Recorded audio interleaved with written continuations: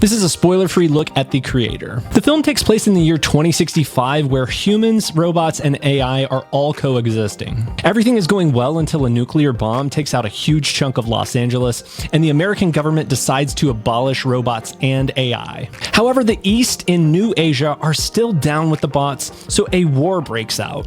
The Nirmata, also known as the creator, creates a super weapon in the form of a 6-year-old humanoid girl with the power to end the war and/or humanity. So this movie was so close to greatness, but it didn't quite get there for me. I wanted to love it, and I will say at the top, it is a really good science fiction movie, but it just didn't rise to the level of my expectations. Which there's a lesson on that, and I'll get to that at the end of the video. It did fall a little short for me, but I do believe that it's worth checking out for yourself to decide and supporting this type of film at your local theater. With an $80 million budget, this movie easily looks like it cost twice that much. The environments feel fleshed out and really lived in. The film shows exactly what people are capable of with a bit of creativity and a reasonable and restrained budget.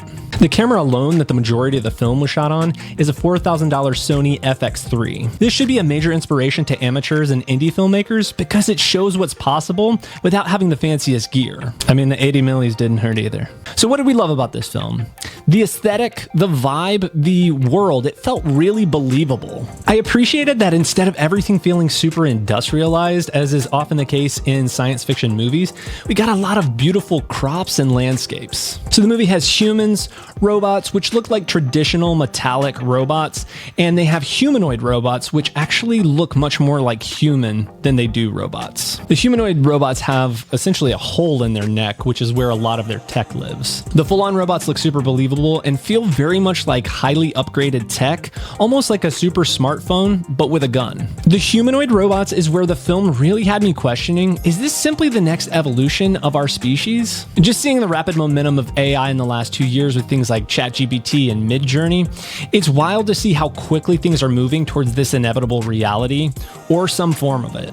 We're kind of in that sweet spot right now with AI where it improves our lives and just makes tasks easier. But at what point will our work become obsolete because a robot or artificial intelligence can do it much better than we can? I think that is one of the best things about this film, is that it really causes you to question some of these things. The debate about AI is raging all around us, but this gives you a different perspective on it.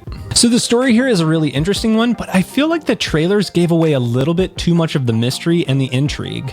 We know before they go in to extract the super weapon exactly what is in there. It would have been a great reveal in the theater, but I understand from a marketing perspective why they chose to show the little girl, Alpha Zero, or Alfie as we know her. One weakness in the film is when they overtly tell the audience how they should feel about the humans versus AI debate.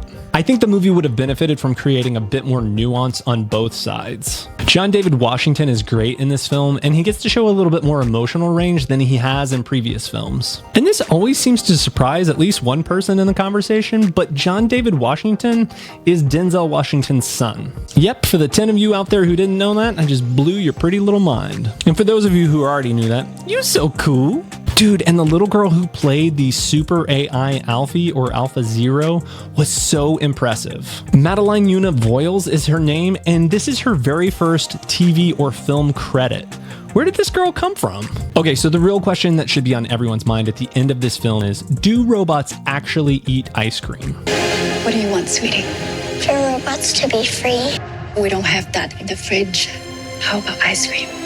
I love the scene of little Alfie just wanting freedom for all species, but being offered ice cream as an alternative. But I really got into my head about this one. If they eat ice cream, does it mess with their bionics? Do they have something that serves as intestines, or do they even have an esophagus? I concluded that robot poop doesn't exist even in the year 2065. I wish they had explored some of the more interesting sci-fi aspects of the story. The idea of downloading your consciousness is briefly explored, but within limits. However, it's never really fully fleshed out, which would have made the film more interesting. There are other interesting sci-fi concepts at play, such as donating your likeness, which implies that you don't actually make any money off of it, and there are thousands of replicants or AI bots that look exactly like you. So I am genuinely curious if you could upload your consciousness to a server or a drive somewhere and have it uploaded to a humanoid AI robot, or just stay on a server so you could live on in perpetuity, would you do it?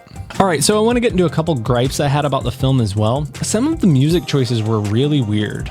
Don't get me wrong, the Hans Zimmer score is brilliant as always. It's got this really cool Eastern vibe with strings and a harp playing over top of it. So the score was brilliant. It was the licensed music that didn't really fit and somewhat took me out of the film. There would be soldiers hanging out on a ship and it would play rock music that would often overshadow the dialogue. There was also a sequence where they played Everything in Its Right Place by Radiohead. It's a cool song, but it felt like we were back in the 90s when films used to use licensed music when it was entirely unnecessary to do so. Seal, Kiss from a Rose in Batman Forever, I'm talking to you. Bryan Adams' Everything I Do It For You, and Robin Hood, Prince of Thieves starring Kevin Costner, you don't get a pass either. I mean, those songs were pretty dope. These might sound like nitpicks, but it's these little things that ended up disconnecting me somewhat from the film. I do want to reiterate, this was a good movie. I enjoyed myself. I just wanted it to be great. I wanted the emotional beats to hit harder, and they just didn't for me. This film has all the right ingredients. Beautiful cinematography, amazing score, fantastic visuals, solid performances, but the film is missing one key thing: heart. Now, I know that sounds corny, and how does one even quantify heart? Perhaps we should ask Captain Planet. Well, it varies from person to person, but for me, the moments that were meant to pull at my heartstrings just really didn't. It was like I was supposed to be crying, but I couldn't quite muster the tears. I haven't been able to fully pinpoint what it was. I don't know if it was a script issue, if it was the fact that the film started to tell me how I should feel about the AI versus human debate that caused me to have a little bit more resistance to the film and not wanting to be emotionally manipulated. So that could be kind of possibly why it didn't quite fully work for me in the way I think it was intended to. Because there are a few scenes where I'm like, yep, 100% gonna cry during that scene, and just didn't. I ultimately liked the conclusion and enjoyed the film overall, but it didn't quite rise to the level of my expectations. And thus comes to the problem with a lot of film fandom, including myself: expectations. They say expectations are just premeditated resentments. Just sit with that one for a second. Often when we go into things with low or no expectations, we end up pleasantly surprised. I went with a buddy and he really enjoyed the film. I find that if my expectations are super high for something, it is so much easier to be let down. So my advice for any film is to just keep your expectations in check. So The Creator is likely for anyone who enjoys sci-fi. Duh, bitch. It retreads some of the groundwork laid out by films like Ex Machina, Blade Runner, and a haunting similarity to The Golden Child. Ultimately, The Creator is a really solid movie, and it's worth checking out for yourself at the theater to decide what you think, but it left me with a bit of a 7 out of 10 taste in my mouth. If you've ever been slightly attracted to a robot before, subscribe. It's cool, don't make it weird. We all have.